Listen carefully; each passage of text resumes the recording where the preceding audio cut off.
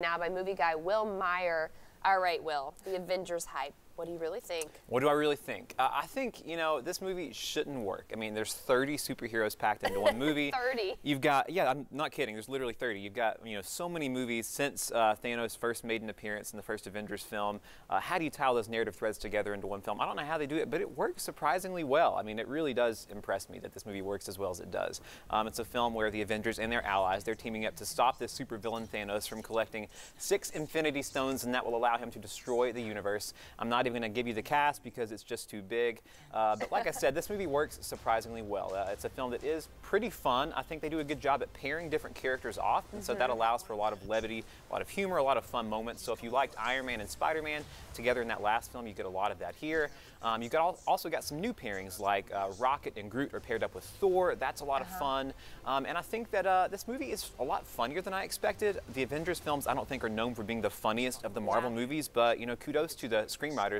Apparently they rewrote the script 7 or 8 times, and I think they inserted a lot of good jokes. And the action isn't going to blow you away, but there are so many action set pieces that it really will thrill you, I think. This is far from perfect, though. This movie, I don't think, is going to win any Oscars. It has a villain problem. It's overstuffed, overlong, and overly simple. And I think that the biggest problem is that it really just doesn't have much of an emotional impact. It really doesn't feel like it's all that substantive. I think it's probably because this film feels kind of like The Boy Who Cried Wolf. It does all these dark, heavy things in the third act that it wants people to be devastated by, but you know, the theater I was in, nobody was buying it because, you know, when part 2 comes out next year, they're probably going to undo everything that they did in that, you know, last half hour of this film. So, I don't know, it really wasn't that upsetting, even though it's kind of supposed to be. But overall, you know, I enjoyed it. This movie was not made for me, and I was thrilled and amused by it, so I'm going to say 3 out of 4. 3 out of 4. Now, my question is, do you feel like you have had to see all of the other ones before you see this? That's what's really impressive, too, is I actually hadn't seen any of those other Avengers movies more than once, and so I didn't remember that much. And I think it's really coherent, even if you're not like a die-hard Marvel person. I was able to follow it just fine. So. Well, number 2, Lean on Pete. Lean on Pete. This is a drama about a boy and his horse. It stars 15-year-old Charlie Plummer, and he gets a job taking care of this aging racehorse named Lean on Pete. And when he learns that Pete is bound for the slaughterhouse, he takes him on a journey across America, searching for a place to call home.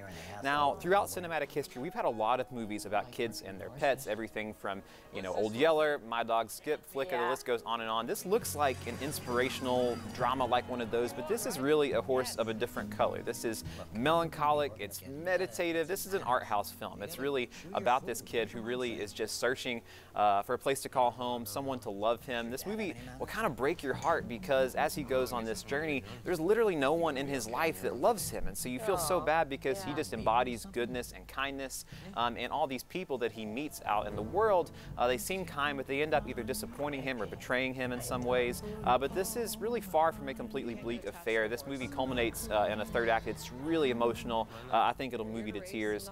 Great performances in this movie, especially from this kid, Charlie Plummer. He's a revelation in this movie.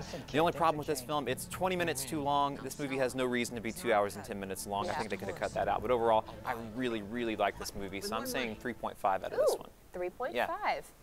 And our last one, Foxtrot. Foxtrot, yeah, this is an Israeli drama, and it's a pretty heavy one. It's about a family who receives some devastating news one day when some soldiers arrive at their home to tell them that their son has just been killed in action. So they spiral into grief, into despair, but then an unexpected twist of fate occurs, and things may not be as they seem. It's a film where the title is really a metaphor. If you know the Foxtrot dance, you end up right back where you started, and that's really a commentary on Israel as a country, because it's a country that's constantly at war, and this movie is really examining the psychological effects that warfare has on a country.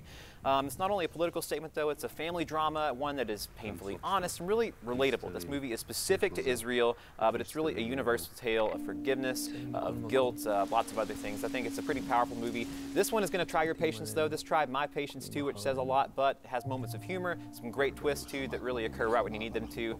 Really strong film as well, 3.5 for this one.